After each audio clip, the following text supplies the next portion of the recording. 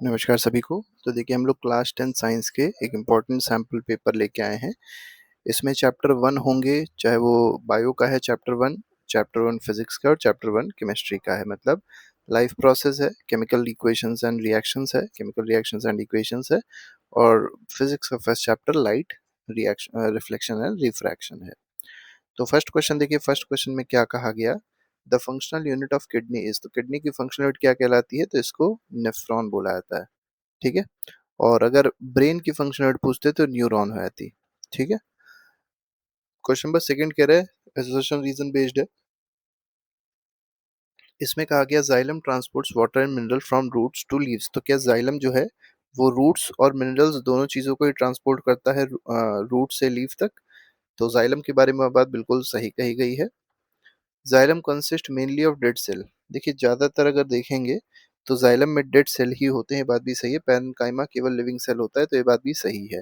लेकिन ये इसको एक्सप्लेन नहीं कर रहा है, तो यहाँ पर असर्शन सही है, रीजन सही है, एक्सप्लेनेशन नहीं सही है, तो बी ऑप्शन सही हो जाएगा। Explain why enzymes of small intestine are essential for digestion. तो देखिए मेनली क्या पूछा गया है कि जो एंजाइम्स होते हैं स्मॉल इंटेस्टाइन में वो एसेंशियल क्यों होते हैं डाइजेशन में। तो आपको पता होगा स्मॉल इंटेस्टाइन में कई सारे ऐसे एंजाइम्स होते हैं जो कार्बोहाइड्रेट्स को, ठीक है, प्रोटीन्स को और फैट्स को डाइजेस्ट करने में हेल्प करते हैं। ठीक है। प्रोटीन्स को और फैट्स को डाइजेस्ट करने में हेल्प करते हैं। अब ये कैसे हेल्प करते हैं, तो ये कार्बोहाइड्रेट्स को ब्रेक करते हैं, किसमें, ग्लूकोज में ब्रेक करेंगे। ठीक है। प्रोटीन्स को किस में ब्रेक करेंगे, अमीनो एसिड्स में ब्रेक करते हैं। ठीक है। और फैट्स को किस में ब्रेक करते हैं, फैटी एसिड और ग्लिसरॉल में ब्रेक करते हैं। ठीक है। तो ग्लिसरॉल प्लस फैटी एसिड इसमें ब्रेक करते हैं। ठीक है। नेम दी फॉलोइंग, यहाँ पर आपको बताना है the site of photosynthesis in cell. Cell में फोटोसिंथेसिस कहाँ होता है, तो आपको पता होगा ये क्लोरोप्लास्ट में होता है। क्लोरोप्लास्ट में होता है इस, क्योंकि इसी में क्लोरोफिल होता है। Green pigment present in plant, तो जो ग्रीन पिगमेंट प्रेजेंट होता है उसी को क्या कहते हैं, क्लोरोफिल कहा जाता है। ठीक है। Opening present on the leaf surface for gas exchange. तो गैसेस एक्सचेंज होता है लीफ में, और वो मेनली छोटे छोटे पोर्स होते हैं, उनको स्टोमेटा कहते हैं। और इस स्टोमेटा की ओपनिंग को कंट्रोल कौन करता है, गार्ड सेल करते हैं। Blood vessels carrying oxygenated blood from lungs to heart. देखिए लंग्स से हार्ट तक ऑक्सीजनेटेड ब्लड कौन लेके आ रहा है, तो ये एक्सेप्शनल एक वेन होती है जिसको कहते हैं पल्मोनरी वेन। ठीक है। तो पल्मोनरी वेन एक्सेप्शनल क्यों है, क्योंकि ज्यादातर सभी वेन्स जो है वो क्या करती हैं, डीऑक्सीजनेटेड ब्लड कैरी करती हैं, बस केवल ये पल्मोनरी वेन है जो ऑक्सीजनेटेड ब्लड को कैरी करेगी। अब पूछा गया है एरोबिक और एनारोबिक रेस्पिरेशन में आपको डिफरेंस बताना है। तो एरोबिक में अगर आप देखेंगे तो प्रेजेंस ऑफ ऑक्सीजन में होता है, एनारोबिक रेस्पिरेशन किस में होता है, एब्सेंस ऑफ ऑक्सीजन में होता है। यहाँ पर देखा जाएगा एरोबिक में तो कंप्लीट ब्रेकडाउन रहता है ग्लूकोज का। ठीक है। तो कंप्लीट ब्रेकडाउन होगा ग्लूकोज का, यहाँ पे इनकम्प्लीट ब्रेकडाउन होता है ग्लूकोज का। यहाँ पर अगर देखेंगे तो CO2 और H2O प्रोड्यूस होता है। ठीक है। यहाँ पर अगर देखा जाए तो ईस्ट अगर मान लीजिए है, तो ईस्ट के केस में क्या प्रोड्यूस हो जाएगा, इथेनॉल और CO2 प्रोड्यूस हो जाएगा। इथेनॉल प्लस CO2 प्रोड्यूस हो सकता है। और अगर मान लीजिए मसल सेल में हो रहा है तो लैक्टिक एसिड प्रोड्यूस हो जाएगा। ठीक है। यहाँ ज्यादा एनर्जी रिलीज होगी तो मोर एनर्जी यहाँ रिलीज होती है, यहाँ पे लेस एनर्जी रिलीज होती है। तो इस तरीके से आप डिफरेंस लिख सकते हैं। Explain the transport of oxygen and carbon dioxide in human beings. तो कार्बन डाइऑक्साइड और ऑक्सीजन किस तरीके से ट्रांसपोर्ट होते हैं ह्यूमन बींग्स में, ये आपको बताना है। तो पहले अगर ऑक्सीजन का ट्रांसपोर्ट देखा जाए तो ऑक्सीजन जो है सबसे पहले क्या करता है, ये कंबाइन हो जाता है किसके साथ में, हीमोग्लोबिन के साथ ये कंबाइन हो जाता है। ठीक है। आरबीसी में जो हीमोग्लोबिन होता है उसके साथ कंबाइन हो जाएगा और क्या बना देगा, ऑक्सी हीमोग्लोबिन बना देगा। ठीक है। और फिर ये बॉडी टिश्यूज तक ब्लड के थ्रू ट्रांसफर या ट्रांसपोर्ट हो जाएगा। ठीक। टिश्यूज में अगर देखा जाएगा तो ऑक्सीजन जो होता है रिलीज हो जाता है रेस्पिरेशन में। मतलब रेस्पिरेशन के लिए क्या होता है, ऑक्सीजन का रिलीज होता है। ठीक है। तो रेस्पिरेशन के लिए आपको पता है ऑक्सीजन की रिक्वायरमेंट होगी, तो टिश्यूज में फिर ऑक्सीजन की रिक्वायरमेंट वो फुलफिल हो जाती है। ठीक है। बात अगर करी जाए कार्बोनेट आयंस की, या कार्बन डाइऑक्साइड कैसे डिसॉल्व होगा, कैसे ट्रांसपोर्ट होगा, तो कार्बन डाइऑक्साइड की अगर बात करेंगे तो ये मेनली बाई कार्बोनेट्स के फॉर्म में ट्रांसपोर्ट होता है। किसके फॉर्म में, बाइकार्बोनेट्स के फॉर्म में ट्रांसपोर्ट होगा। और ये रेड ब्लड सेल्स के थ्रू नहीं ट्रांसपोर्ट होता है, बात याद रखिएगा, प्लाज्मा के थ्रू ये ट्रांसपोर्टेशन होता है कार्बन डाइऑक्साइड मतलब कार्बोनेट पार्टिकल्स का, बाइकार्बोनेट पार्टिकल्स का। ठीक है, ये मेनली पार्शली डिसॉल्व होते हैं, कंप्लीटली नहीं डिसॉल्व होते हैं, पार्शली डिसॉल्व होते हैं, बात याद रखनी है।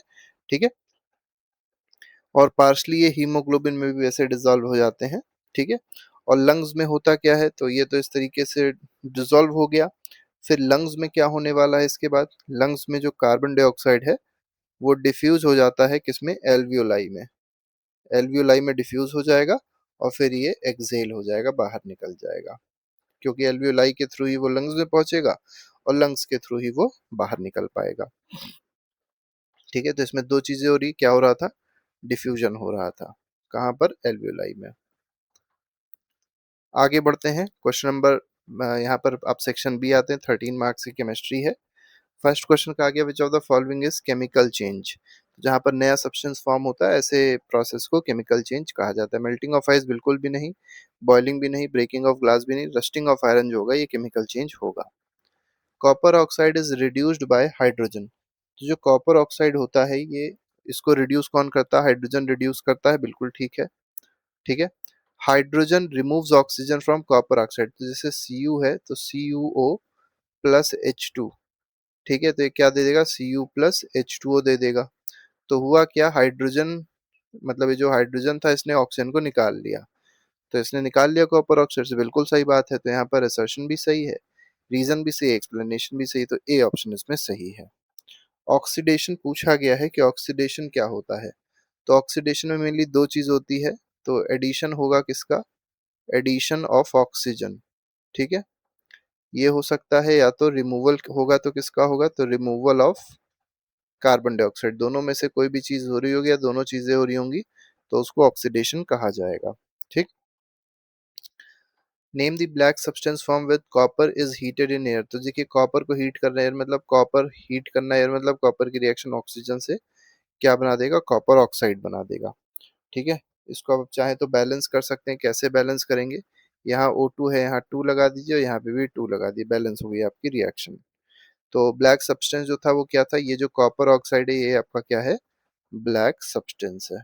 ठीक है, आगे बढ़ते हैं, अगले क्वेश्चन पे आते हैं। क्वेश्चन नंबर 5 है, आइडेंटिफाई द ऑक्सीडाइजिंग एजेंट। तो पहले आप ये समझ लीजिए CuO से Cu पहुंचे, तो यहाँ पे देख सकते हैं ऑक्सीजन रिमूव हो रही है, और ऑक्सीजन रिमूव हो रही है तो एक कैसी रिएक्शन है, रिडक्शन है। ठीक है, तो ये हाफ रिएक्शन रिडक्शन की है। यहाँ हाइड्रोजन था, इधर पहुंचे ऑक्सीजन ऐड हो गई, तो ये जो हाफ रिएक्शन है ये ऑक्सीडेशन शो कर रही है।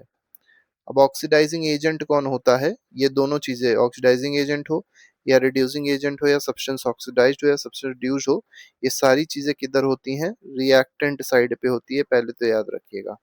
ठीक है, अब ऑक्सीडाइजिंग एजेंट वो होता है जो किसी को ऑक्सीडाइज कर रहा हो, तो ऑक्सीडाइज वही कर पाएगा जिसके पास ऑक्सीजन होगी ज्यादातर केस में।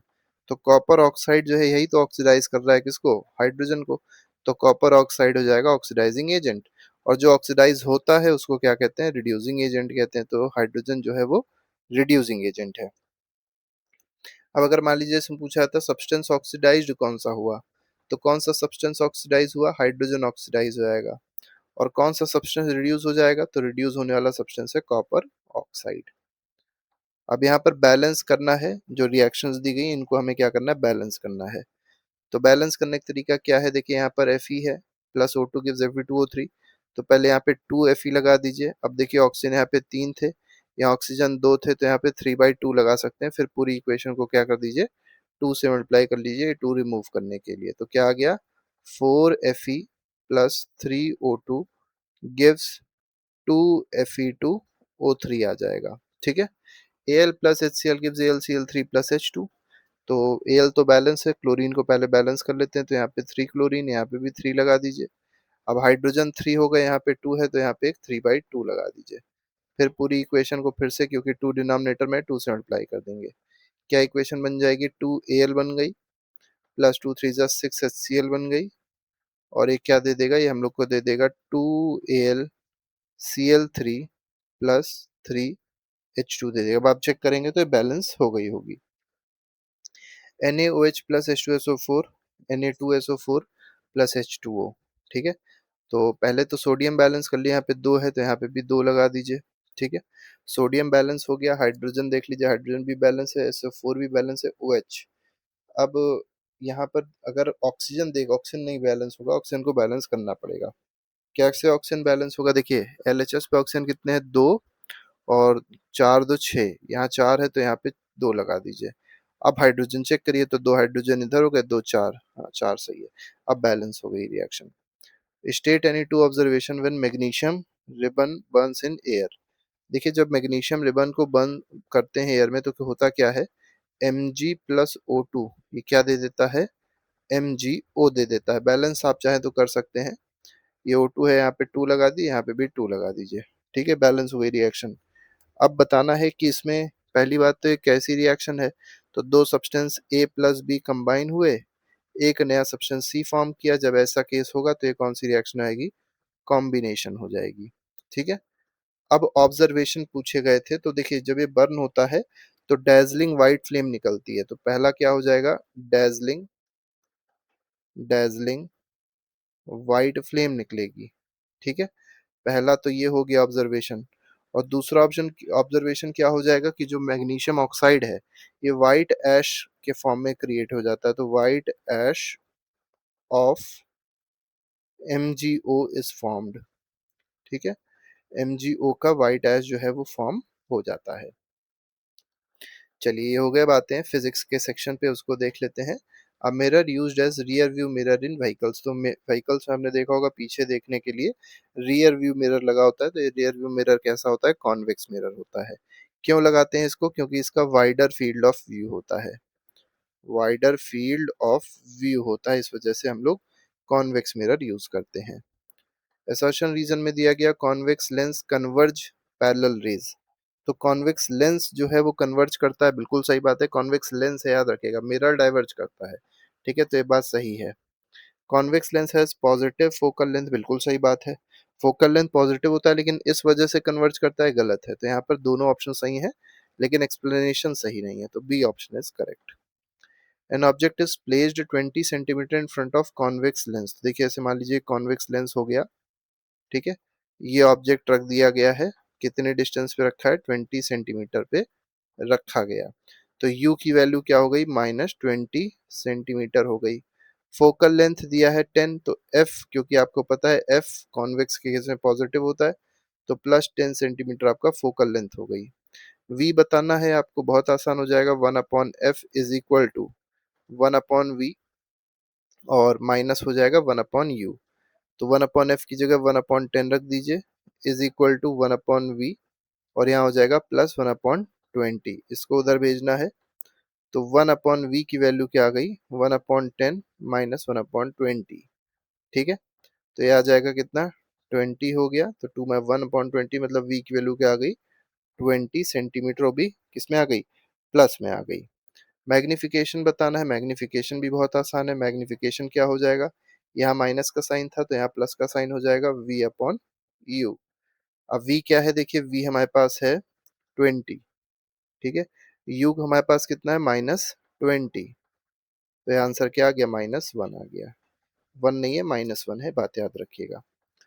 रिफ्रैक्टिव इंडेक्स बताना है, रिफ्रैक्टिव इंडेक्स क्या होता है, तो देखिए रिफ्रैक्टिव इंडेक्स को अगर देखा जाए तो इसको म्यू से रिप्रेजेंट करते हैं, इसका फॉर्मूला होता है C/V। तो C का मतलब है speed of light, speed of light in air, ठीक है, अपॉन क्या हो जाएगा, जिस मीडियम में हमको रिफ्रैक्टिव इंडेक्स निकालना है उसमें स्पीड ऑफ लाइट क्या होगी, तो speed of light in medium, ये होता है रिफ्रैक्टिव इंडेक्स। तो refractive index is the ratio of speed of light in air to the speed of light in that medium. ठीक है, अच्छा इसकी यूनिट अगर पूछी जाए रिफ्रैक्टिव इंडेक्स की, तो यूनिट लेस है, इसमें कोई यूनिट नहीं होती है क्योंकि ऊपर भी स्पीड है नीचे भी स्पीड है, कट जाएंगी दोनों।